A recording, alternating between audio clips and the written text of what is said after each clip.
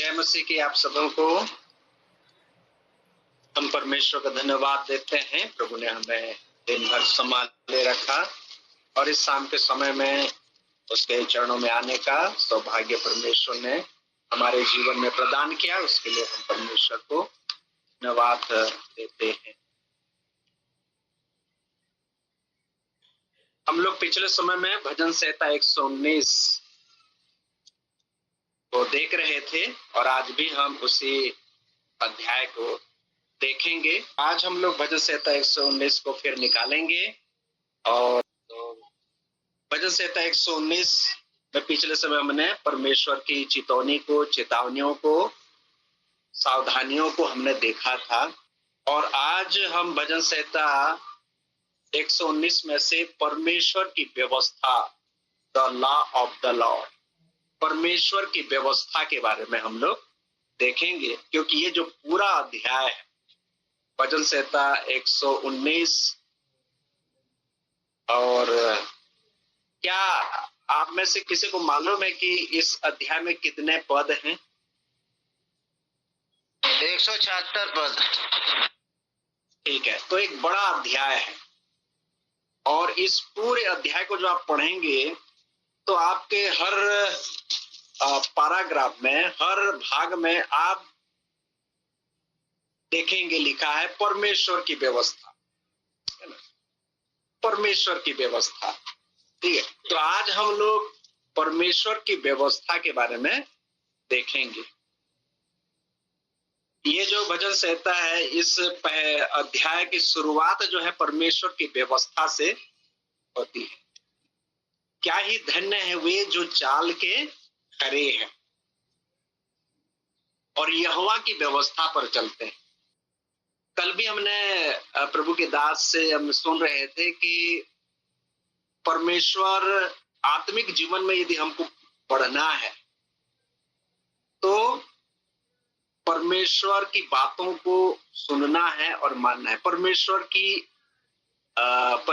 की आज्ञा का पालन करना है, परमेश्वर के वचन को मानना है। तो सुनने का मतलब है मानना, और जो लोग मानते हैं वही लोग आशीष पाते हैं। सुनने वाले तो बहुत है दुनिया में, लेकिन मानने वालों की कमी है। आज कलीसिया में, इस संसार में आज मानने वालों की कमी है। सुनने वाले बहुत है प्यारे, आएंगे, सुनेंगे और चले जाएंगे। और इसलिए याकूब उनके बारे में बोलता है कि जो लोग सिर्फ सुनने वाले होते हैं वही लोग अपने आप को धोखा देते हैं, परंतु जो मानने वाले होते हैं वो लोग आशीषित या आशीष पाते हैं, आशीषित लोग हैं, धन्य लोग हैं। तो ये जो भजन संहिता 119 है, यहाँ पर शुरुआत में हम देखते हैं कि क्या ही धन्य है वे जो चाल के खरे हैं और यहोवा की व्यवस्था पर चलते हैं।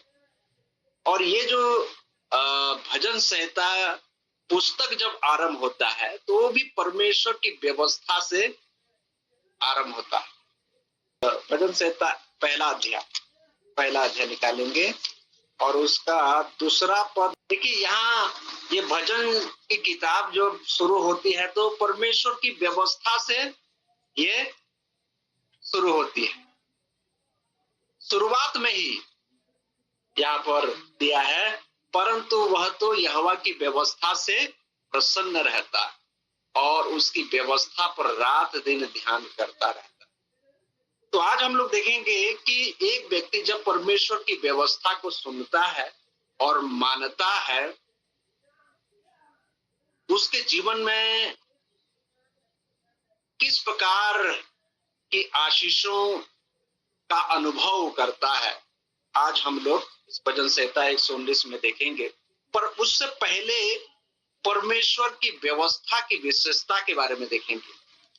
परमेश्वर की जो व्यवस्था है उसकी एक खासियत है प्यारो, उसकी जो विशेषता है वो बहुत ही महत्वपूर्ण है।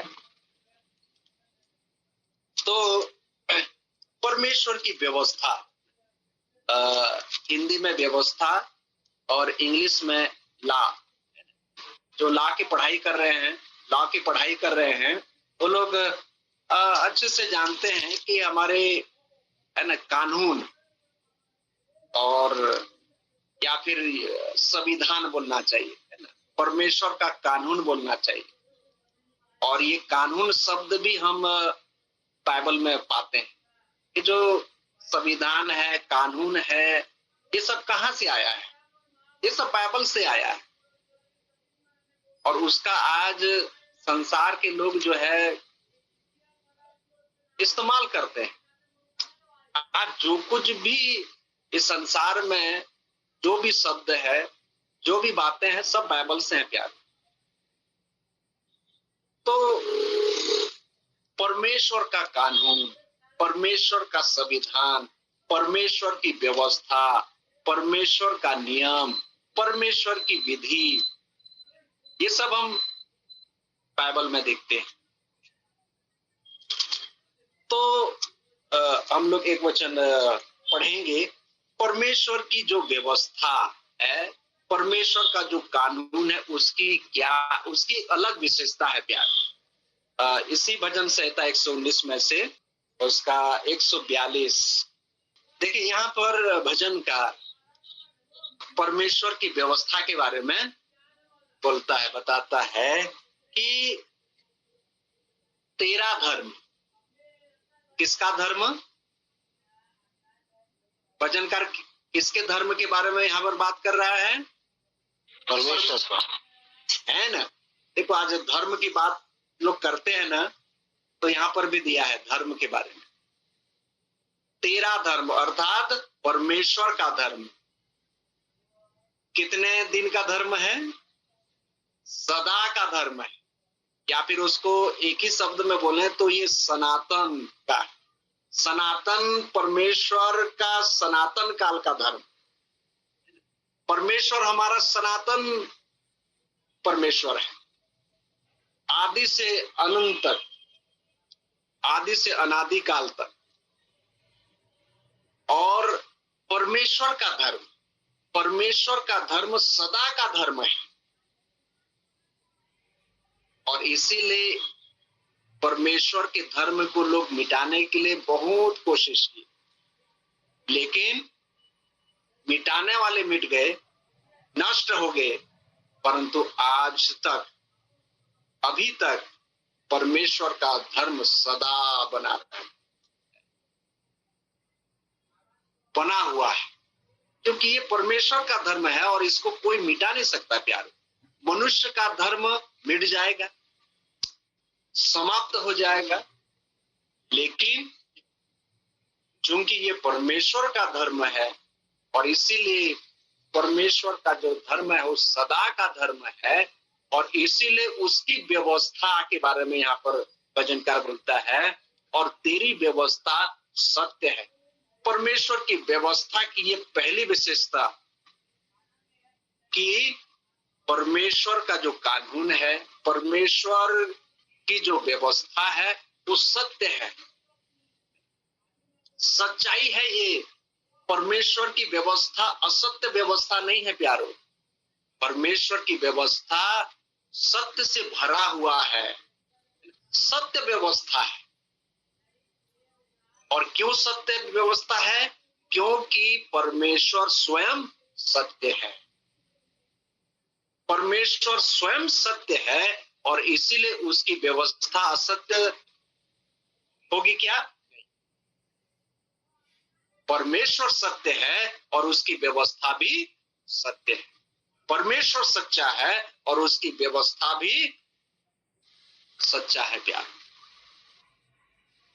तो ये परमेश्वर की विशेषता, व्यवस्था की विशेषता को हम देखते हैं।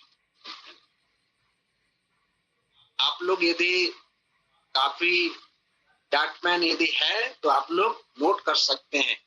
आज हम परमेश्वर की व्यवस्था के बारे में देखेंगे और उसके बाद ये भी देखेंगे कि उस परमेश्वर की व्यवस्था का महत्व हमारे जीवन में क्या है।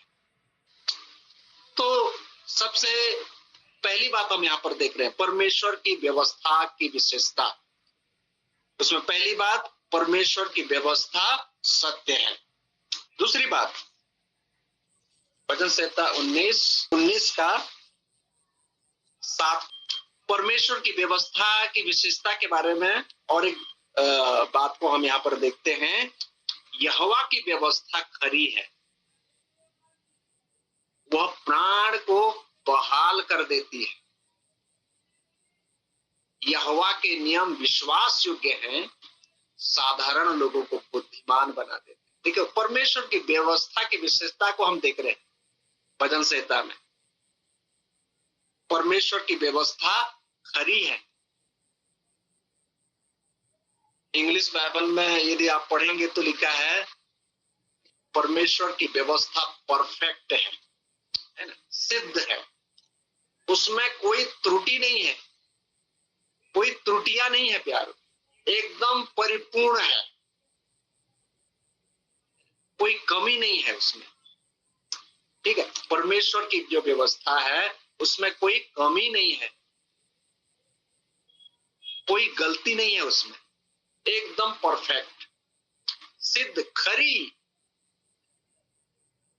और जब उस खरी व्यवस्था को कोई यदि मानता है तो उसकी चाल भी खरी हो जाती, उसका जीवन भी खराई का एक जीवन हो जाता। उसमें इतनी सच्चाई है कि एक व्यक्ति को बदल देती है। ठीक है, वो प्राण को बहाल कर देती है। यहोवा के नियम विश्वास योग्य हैं, साधारण लोगों को बुद्धिमान बना देते हैं। और ये बात 100% सही है प्यारे। साधारण लोग, प्रभु यीशु मसीह के चेलों को जब लोगों ने देखा तो लोगों ने कहा कि ये तो साधारण लोग हैं, अनपढ़ लोग हैं, इनको इतना ज्ञान कहां से आया, इनको ये बुद्धि कहां से मिली। फिर बाद में लोगों ने इनको देखकर पहचाना, ये लोग प्रभु यीशु मसीह के साथ रहे, जो कभी स्कूल नहीं गए, जिन्होंने कभी भी पढ़ाई नहीं की, उनको आज हम बाइबल पढ़ते हुए देखते हैं, उनको आज हम प्रचार करते हुए देखते हैं। क्यों? क्योंकि वो लोग यहोवा की व्यवस्था को मानते हैं।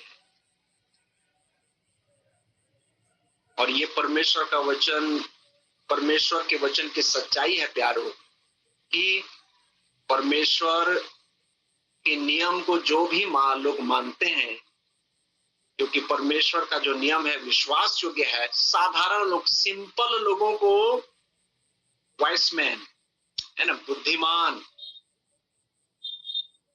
परमेश्वर की व्यवस्था में बुद्धि है प्यारो, साधारण लोग बुद्धिमान बन जाते हैं। आजकल यदि बुद्धिमान होना है तो अलग अलग संसार में टेक्निक है, लोग ज्ञान देते हैं, ज्ञान की बात करते हैं, ये करोगे वो करोगे तो तुम बुद्धिमान होगे, बनोगे। लेकिन जो लोग परमेश्वर के वचन को मानते हैं, जो लोग परमेश्वर की व्यवस्था को सुनते हैं, मानते हैं, प्रभु ने बुद्धिमान बना देता है। ये परमेश्वर के वचन की सच्चाई। तो परमेश्वर की व्यवस्था की विशेषता को हम यहाँ पर देख रहे हैं। पहली बात हमने देखा कि परमेश्वर की व्यवस्था सत्य है। दूसरी बात, परमेश्वर की व्यवस्था खरी है। तीसरी बात हम देखते हैं, याकूब की पत्री निकालेंगे, उसका पहला अध्याय और 25 पद को हम लोग पढ़ेंगे। याकूब उसका पहला अध्याय और 25 पद। देखिए, यहाँ पर और एक बात हम देखते हैं, पर जो व्यक्ति स्वतंत्रता की सिद्ध व्यवस्था, फिर वही है ना, सिद्ध व्यवस्था, इसमें कोई त्रुटि नहीं है। परमेश्वर की व्यवस्था में कोई त्रुटि नहीं, कोई कमी नहीं है, कोई खामियां नहीं है प्यारो, ये त्रुटिहीन है। और उस सिद्ध व्यवस्था में जो ध्यान करता रहता है, उस सिद्ध व्यवस्था पर जो ध्यान करता रहता है, वचन संहिता पहला का 2 में हमने पढ़ा था कि वह तो यहोवा की व्यवस्था से प्रसन्न रहता है और रात दिन उसी पर ध्यान करता रहता है। यहाँ पर भी जो उस सिद्ध व्यवस्था पर ध्यान करता रहता है, तो ये ध्यान करता रहता है, पर करते रहना है, मरते दम तक करते रहना है। 1 दिन 2 दिन 3 दिन बाइबल पढ़ लिए तो काफी नहीं है। जब तक हम हैं तब तक हमको बाइबल पढ़ते रहना है, ध्यान मनन करते रहना है और मानते रहना है, चलते रहना है। तभी हम अपने जीवन में आशीष पाएंगे। और यहाँ पर लिखा है, इसलिए वह अपने काम में इसलिए आशीष पाएगा, भूलता नहीं, सुनकर भूलता नहीं, पर वैसा ही काम करता है। तो यदि हमको अपने काम में आशीष पाना है, हम अपने जीवन में यदि हमको आशीष पाना है, तो परमेश्वर की व्यवस्था उस पर ध्यान करें, मनन करें, माने, चलें। निश्चित रूप से हम अपने काम में, यदि काम में असफलता है, काम में यदि आशीष नहीं मिल रही है, थोड़ा चेक करें अपने जीवन में कि कहीं हमने परमेश्वर की व्यवस्था को छोड़ तो नहीं दिया। यदि हमारे जीवन में कुछ समस्या है तो चेक करें। तो वचन संहिता 119 में फिर हम लोग आ जाएंगे। तो परमेश्वर की व्यवस्था की विशेषता को हम देख रहे हैं। और एक वचन आप लोगों को दिखाना चाहूंगा, रोमियो की पत्री उसका 7वां अध्याय और 12 पद को, परमेश्वर की व्यवस्था की विशेषता को हम देख रहे हैं। रोमियो की पत्री उसका 7 अध्याय और 12 पद। देखिए यहाँ पर व्यवस्था के बारे में दिया है, इसलिए व्यवस्था पवित्र है। जो कानून है प्यारो, ये अपवित्र नहीं है, ये पवित्र है। संविधान जो बन गया है वो बन गया है। परमेश्वर ने जो कानून बना दिया है वो बना दिया है, और वो एक सिद्ध कानून है, पवित्र कानून है, सत्य कानून है, सत्य व्यवस्था है, पवित्र व्यवस्था है, सिद्ध व्यवस्था है, खरी व्यवस्था है। उसमें कोई बदलाव नहीं, उसमें कोई बदलाव नहीं। आज अलग अलग राज्य में कानून बनाते हैं, लेकिन जो मूल कानून है, जिसको हम संविधान बोलते हैं, भारत का जो संविधान है, वो वैसा ही है। लेकिन राज्य में जो राज्य सरकार और जो मंत्री लोग हैं, उसमें क्या बोलना चाहिए, वो लोग उसमें कुछ कुछ जोड़ते रहते हैं, घटाते भी रहते हैं। जोड़ने का काम, घटाने का काम उनका चलते रहता है। तो संशोधन होते रहता है, पर मूल कानून में नहीं। ये राज्य स्तरीय कानून की बात मैं कर रहा। तो यहाँ पर जो है वो लोग बदलते रहते हैं, परंतु परमेश्वर का जो कानून है, परमेश्वर की जो व्यवस्था है, वो सिद्ध है प्यारो, वो उसमें कोई बदलाव नहीं है।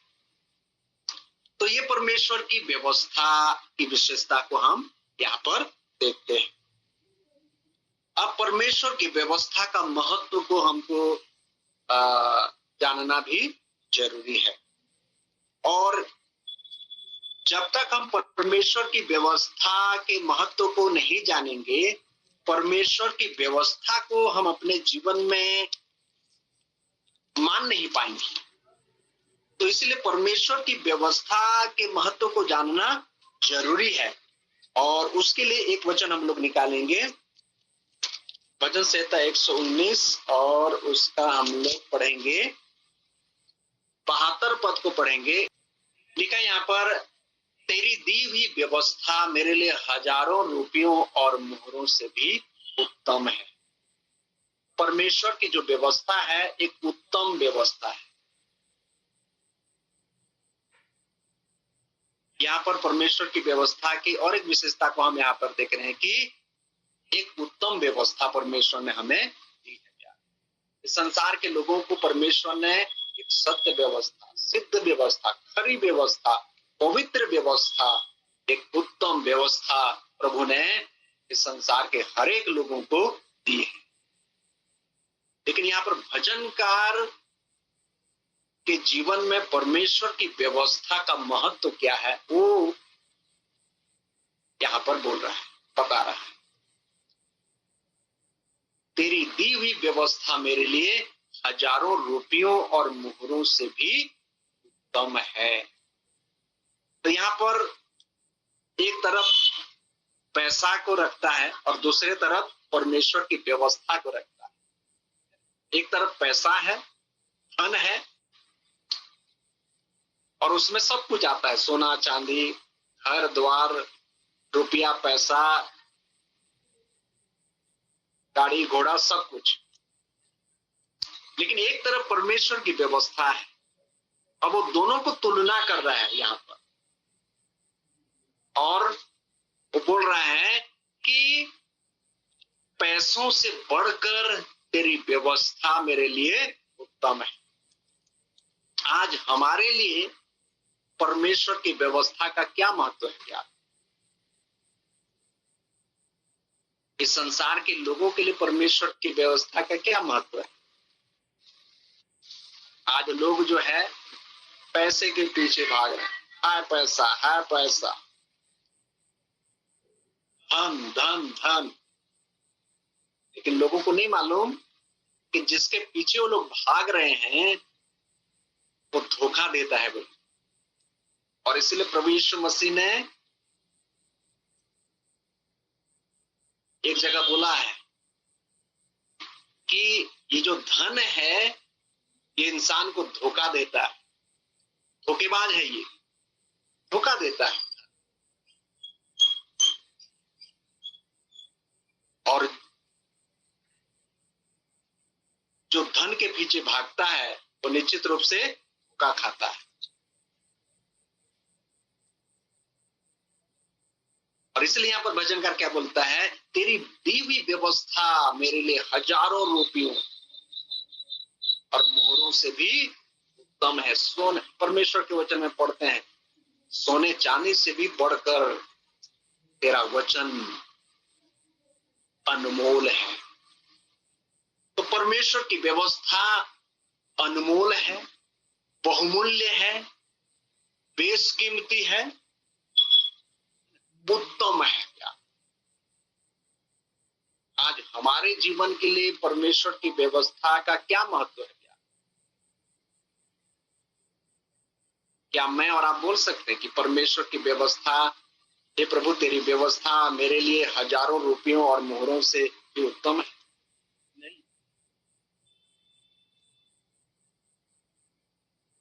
लेकिन यहाँ पर भजनकार बोलता है तेरी व्यवस्था मेरे लिए हजारों रुपयों और मोहरों से भी उत्तम है। भजनकार के जीवन में हम परमेश्वर की व्यवस्था की महत्वता को देखते हैं। क्या प्रभु हमारी सहायता करे कि हमारे जीवन में भी परमेश्वर की व्यवस्था की उस महत्व, उत्तमता को हम जान पाए।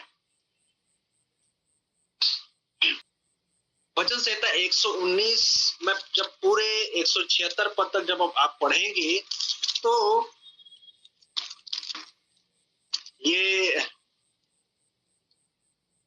25 बार परमेश्वर की व्यवस्था शब्द, ये व्यवस्था शब्द 25 बार आया है। और पहले भी मैंने आप लोगों को बताया है, बोला है कि कोई भी शब्द यदि किसी भी अध्याय में, भाग में यदि बार बार यदि आ रहा है तो इसका मतलब कुछ तो है।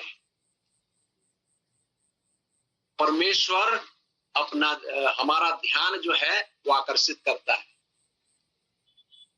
कोई भी शब्द बार बार ऐसे ही नहीं आया है प्यार। परंतु परमेश्वर चाहता है कि हम उन बातों पर फोकस करें, ध्यान दें, और इसीलिए परमेश्वर वो बार बार चिताता है, बार बार चेतावनी देता है, बार बार उन शब्दों को उसने लिखा है प्यार, ताकि हमारा ध्यान उन बातों पर जाए और परमेश्वर हमारे जीवन में वो बातों को देखना चाहते हैं। और इसलिए इस भजन संहिता 119 में 25 बार व्यवस्था शब्द को हम देखते हैं। इसका मतलब बहुत ही महत्वपूर्ण है प्यार। परमेश्वर अपनी बातों के प्रति बहुत ही गंभीर है और इसीलिए वो चाहता है कि हम परमेश्वर के उस कानून को, परमेश्वर के उस संविधान को, परमेश्वर के उस नियम को, परमेश्वर की उस व्यवस्था को हम अनसुनी न करें, नजरअंदाज न करें, परंतु हम उस पर ध्यान दें और बहुत ही अच्छे से हम ध्यान दें। तो कुछ और वचनों को हम लोग देखेंगे।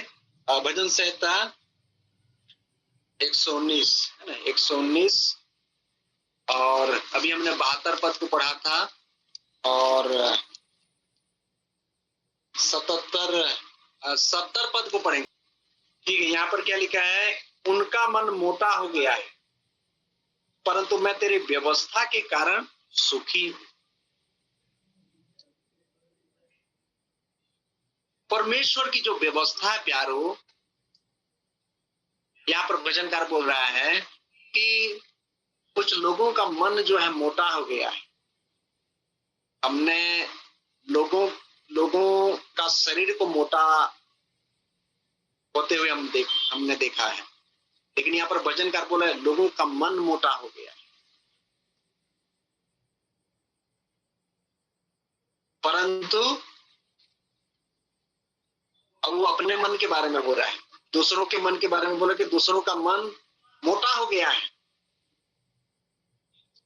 लेकिन परंतु मैं तेरी व्यवस्था के कारण सुखी हूं।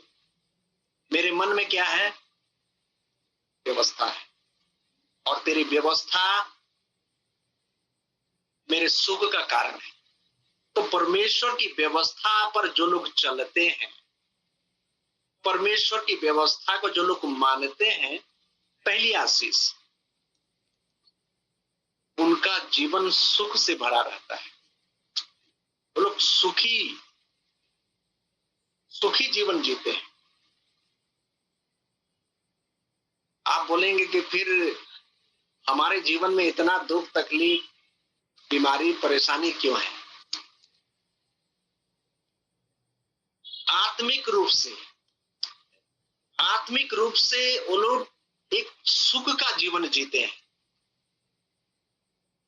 अंदर से भले ही बाहर से बहुत सारी समस्या रहेगी, लेकिन उनका आत्मिक मन, उनको है ना, आंतरिक रूप से उनका अंतःकरण उस सुख से रहता है।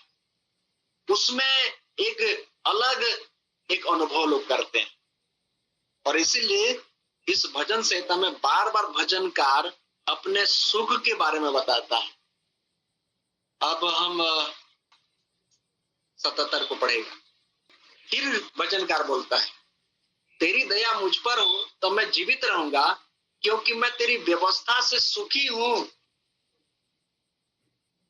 आज बहुत सारे लोग व्यवस्था से दुखी हैं, लेकिन भजनकार बोलता है मैं तेरी व्यवस्था से सुखी हूं, मैं आनंदित हूं, क्योंकि मैं तेरी व्यवस्था मेरे अंदर है।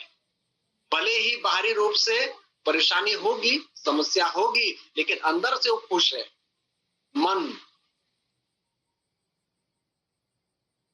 मन का आनंद एक अच्छी औषधि है बोल के नीति वचन का लेखक राजा सुलेमान बोलता है। मन का आनंद, और ये मन किस बात से आनंदित होगा प्यारो?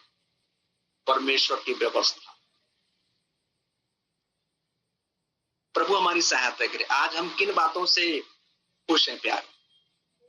परमेश्वर की व्यवस्था यदि हमारे अंदर है, निश्चित रूप से हम एक सुख का अनुभव करेंगे, एक सुखी जीवन हम लोग बिता पाएंगे।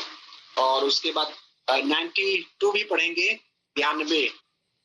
तो यहाँ पर भी भजनकार क्या बोल रहे, यदि मैं तेरी व्यवस्था से सुखी ना होता तो मैं दुख के समय नाश हो जाता है, परंतु दुख के समय में भी वो खुश है। क्यों खुश है? क्योंकि परमेश्वर की व्यवस्था उसके अंदर है। दुख में भी यदि है ना आनंदित रहना चाहते हैं तो उसका एक ही उपाय है प्यारो, परमेश्वर की व्यवस्था।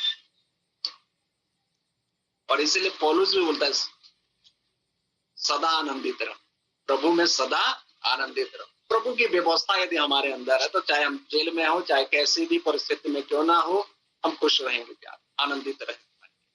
तो पहली आशीष, परमेश्वर की व्यवस्था हमें सुख प्रदान करती है। तो जो लोग क्या ही धन्य है वे जो चाल के खरे हैं और यहोवा की व्यवस्था पर चलते हैं। क्यों? क्योंकि वो लोग अपने जीवन में एक सुख का अनुभव करते हैं। तो प्रभु हमारी सहायता करे कि हम परमेश्वर की व्यवस्था को अपने अंदर बनाए रखें। और 174 पद को पढ़ेंगे तो भी वही शब्द हम देख सकते हैं। 174 देखो, बार बार है ना, बार बार हम यहाँ पर देख रहे हैं, मैं तेरी व्यवस्था से सुखी हूं। सुखी नहीं होता तो वो नहीं बोलता, वो सुखी है इसलिए वो बोल रहा है कि मैं तेरी व्यवस्था से सुखी हूं। ये दिखावटी नहीं, लेकिन कई बार लोग जो है दिखावटी करते हैं, खुश नहीं रहेंगे लेकिन फिर भी दिखाएंगे। प्रभु हमारी सहायता करे कि हम सही रूप से परमेश्वर की व्यवस्था में हम आनंदित रहने पाए। दूसरी बात, हमें परमेश्वर की व्यवस्था से प्रेम रखना है प्यारो। परमेश्वर की व्यवस्था से हमें प्रेम रखना है। ठीक है, हम लोग निकालेंगे भजन संहिता 119 और उसका 97 पद। आहा मैं तेरी व्यवस्था से कैसी प्रीति रखता हूं, दिन भर मेरा ध्यान उसी पर लगा रहता है। देखो, परमेश्वर की व्यवस्था से वो प्रेम रखता है भजन का। मैं तेरी व्यवस्था से कैसे प्रीति रखता हूं। आज हम किससे प्रीति रखते हैं प्यार?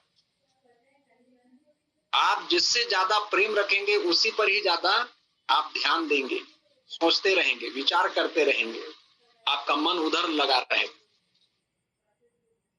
आज परमेश्वर का वचन हमारे लिए, क्या हम वास्तव में परमेश्वर के वचन से प्रेम रखते हैं? ये हमें अपने आप को जांचने की आवश्यकता है प्यार।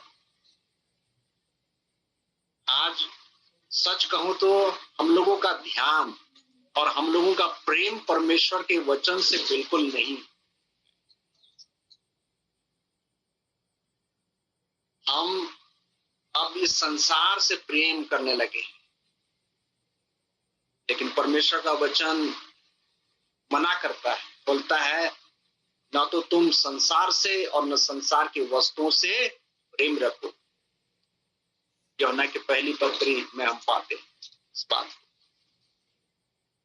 कि जो संसार से प्रेम रखेगा वो परमेश्वर से बैर रखेगा, बोल के लिखा है, बैर रखता है। परमेश्वर की व्यवस्था से हम प्रेम रखें प्यारे। परमेश्वर की व्यवस्था से यदि हम प्रेम रखेंगे तो दिन रात उसी पर ध्यान करते रहेंगे, काम भी करेंगे तो हमारा ध्यान उधर रहेगा। इसलिए भजन 1-2 में क्या लिखा है, मैं तेरी व्यवस्था से प्रसन्न रहता, खुश रहता हूं, और इसीलिए उसी पर दिन रात ध्यान करता हूं। तो परमेश्वर की व्यवस्था से हम प्रेम रखें। और एक वचन हम लोग पढ़ेंगे 163 क्या बोला है, झूठ से तो मैं है ना बैर रखता हूं, झूठ से तो मैं बैर और घृणा रखता हूं, परंतु तेरी व्यवस्था से प्रीति रखता हूं। हम किससे प्रेम रखते हैं? हम उल्टा करते हैं। हम झूठ से प्रेम और परमेश्वर के वचन से बैर। क्योंकि झूठ बोलने से फायदा मिलता है ना, इंसान बच जाता है, फायदा मिलता है, शैतान खुश होता है। परमेश्वर खुश हो या ना हो उससे हमें क्या मतलब? झूठ, यहाँ पर भजनकार क्या बोलता है? मैं झूठ से बैर, नफरत करता, घृणा करता। पाप से घृणा करें परंतु परमेश्वर के वचन से प्रेम करें।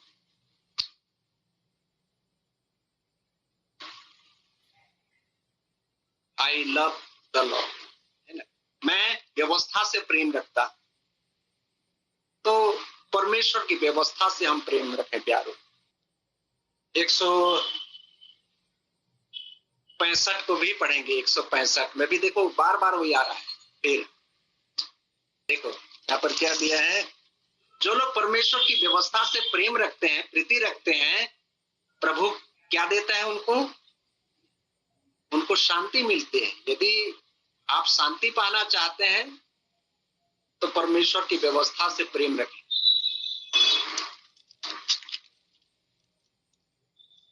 तेरी व्यवस्था से प्रीति रखने वालों को बड़ी शांति होती है और उनको कुछ ठोकर नहीं लगती।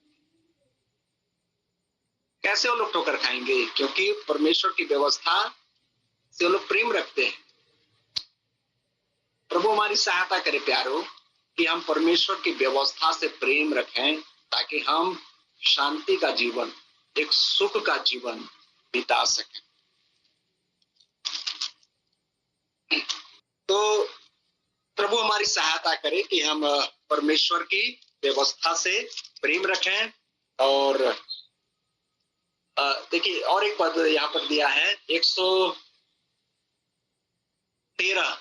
113 पद को भी हम लोग पढ़ेंगे। चलो मैं पढ़ रहा हूं 113 पद। मैं दुचित्तों से तो बैर रखता हूं परंतु तेरी व्यवस्था से प्रीति रखता। बार बार वही फिर प्रीति वाली बात। मैं दुचित्तों, है ना, दो प्रकार के मन वालों से बैर रखता हूं। और आज इस प्रकार ऐसे लोगों की कमी भी नहीं है दुनिया में। दो प्रकार के विचारधारा मन वाले लोग, दुचित्ती लोग। याकूब में भी हम पढ़ते हैं दुचित्ता व्यक्ति के बारे में। मैं दुचित्तों से तो बैर रखता हूं परंतु तेरी व्यवस्था से प्रीति रखता। तो परमेश्वर हमारी मदद और सहायता करे कि हमें परमेश्वर की व्यवस्था से हमको प्रेम रखना है और आगे बढ़ते जाना है। और उसके लिए हमको क्या करना है प्यारो? इसी भजन संहिता में हम देखते हैं भजनकार एक प्रार्थना भी करता है और व्यवस्था के संबंध में एक प्रार्थना है और उसको हम 18 पद में पढ़ते हैं। 119 का 18 पद में भजनकार बोलता है, मेरी आंखें खोल दे कि मैं तेरी व्यवस्था की अद्भुत बातें देख सकूं। परमेश्वर की व्यवस्था में अद्भुत बातें हैं प्यार। और उसके लिए हमको क्या करना है? प्रार्थना करने की आवश्यकता है। क्या हम लोग प्रार्थना करते हैं? हम लोग इस प्रकार की प्रार्थना करते हैं, हे प्रभु मेरी आंख को खोल दे कि मैं तेरी व्यवस्था की अद्भुत बातों को देख सकूं। हमको उससे क्या मतलब? हमारी प्रार्थना तो बस खाली सांसारिक रहती है प्यारो।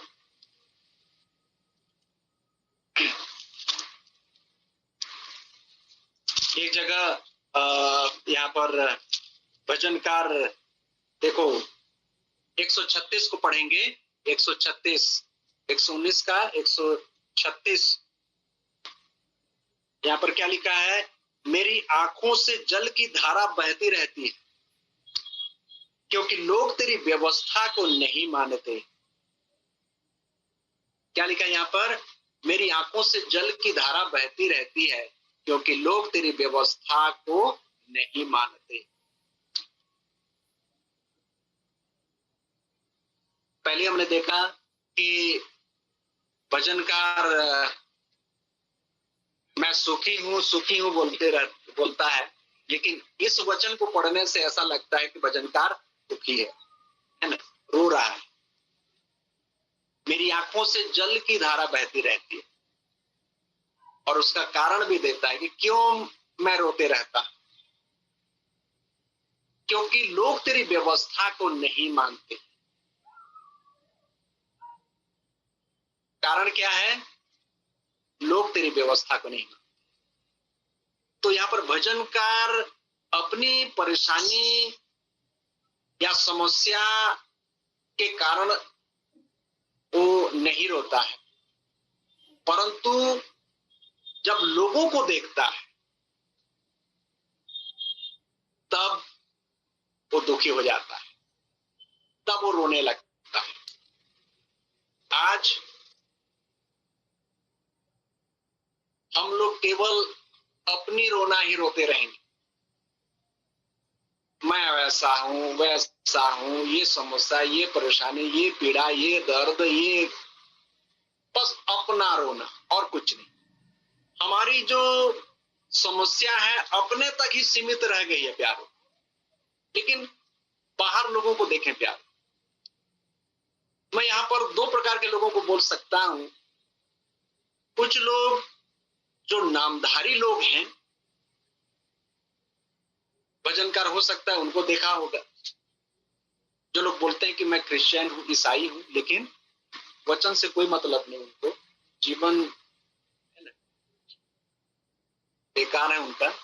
परंतु दूसरे प्रकार के वो लोग जो गैर मसीही लोग, अन्य जाति लोग, नामधारी मसीही और गैर मसीही, जब इन लोगों को देखता है भजनकार तो बोलता है मेरी आंखों से जल की धारा बहती रहती, क्योंकि लोग तेरी व्यवस्था को नहीं। दूसरों के लिए भी हमको थोड़ा सा दुखी होना है प्यारो, रोना है कि लोग परमेश्वर की व्यवस्था को माने, जाने, समझें और उसका पालन करें।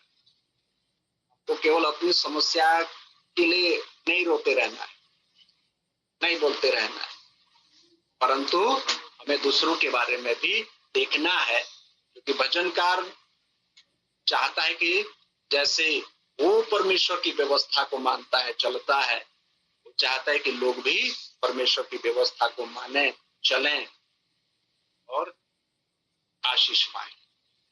तो बहुत सारी और भी बातें हैं, लेकिन मैं यहाँ पर अपने शब्दों को विराम देना चाहता हूँ। प्रभु हमारी सहायता करे कि हम परमेश्वर की व्यवस्था की विशेषता को हमने देखा और हमारे जीवन में परमेश्वर की व्यवस्था का क्या महत्व होना चाहिए। भजनकार के जीवन को हमने देखा कि परमेश्वर की व्यवस्था से वो प्रेम रखता है और उसको शांति मिलती है, सुख मिलता है, सुख और आनंद मिलता है, शांति मिलती है और आशीष मिलती है। तो हम भी यदि परमेश्वर की व्यवस्था से प्रेम रखेंगे तो सुख और आनंद प्रभु देगा, शांति प्रभु देगा, आशीष प्रभु देगा। तो प्रभु हमारी सहायता करे कि हमारे जीवन में परमेश्वर की व्यवस्था को हम महत्व देने पाए, रात दिन उसी पर ध्यान करते रहे। और इसी व्यवस्था के बारे में हम लोग एजरा के बारे में पढ़ते हैं। बहुत एक सुंदर वहां पर लिखा है कि एजरा ने इसी व्यवस्था को मानने के लिए, उसके अर्थ को जानने के लिए उसने अपने मन को, प्रभु हमारी सहायता करे कि हम भी अपने मन को व्यवस्था को जानने में, मानने में, उसका अर्थ को समझने में हम अपने मन को, वचनों के द्वारा प्रभु हम सबको बहुत ऐसे आशीष दे। प्रभु के